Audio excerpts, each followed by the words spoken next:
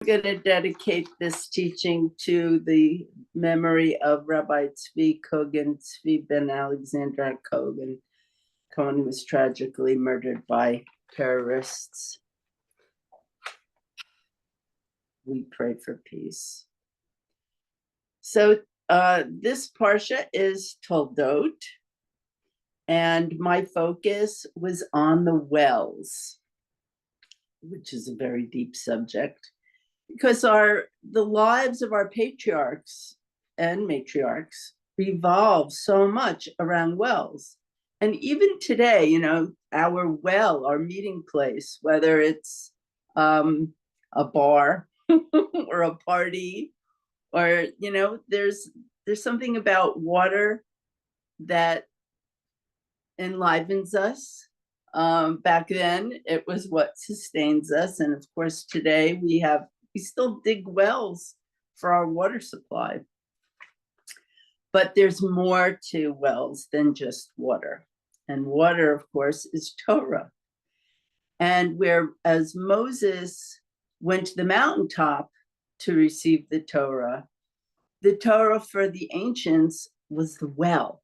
So rather than bringing the blessing from above to below, they were bringing it from below to above. So Be'er is well in Hebrew, and it's related to other words that mean to become clear, hitba'er, and to make distinct or to explain, Be'er. Moses in Deuteronomy 1 verse 5 says, Be'er, he explains the Torah. And after the Akedah, going back into Genesis now, Isaac lived by Be'er Lachai Ro'i, the well of living waters that see me, where the understanding or the clarification of living waters that see me, which I will get to a little bit later. Since water is a metaphor for the Torah, as I said, we can say that Torah understands us. It sees us in our strength as well as our mishigas. Isaac redug the wells that were originally dug by Abraham. It's a kind of a completion. Abraham was chesed, overflowing kindness and love, where Isaac is gevura. So I'm going to focus on a verse, Genesis 26:15. All the wells that his father's servants had dug, the Philistines plugged them and filled them with earth. So plugged is sitmum, which is related to satum, meaning vague and undefined.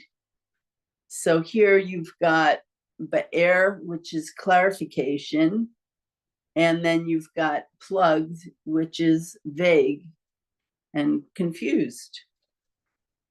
So keep that in your head. And then what is it filled with? Afar, not eretz, not stones. This well is filled up with afar. And I went, wait, afar. I knew it was like, I know I've heard that word before. And in fact, it's in an earlier chapter, the description of the creation, the formation of Adam by Elohim, Adonai Elohim. So you've got both Chesed and Gevura forming man from the dust of the ground. And what's dust? Dust is nothing. You can't plant anything in it. Nothing grows in dust. It's just the surface. It's just superficiality. So these wells, this understanding was occluded by just stuff. but so it sounds like, well, what is man? Just nothing. But water was mixed up with the dust, and then God blew the living spirit, and that's what made a human a human. Otherwise, it would just be a golem, right? With no spirit at all, no soul, a living soul, nefesh chaya. So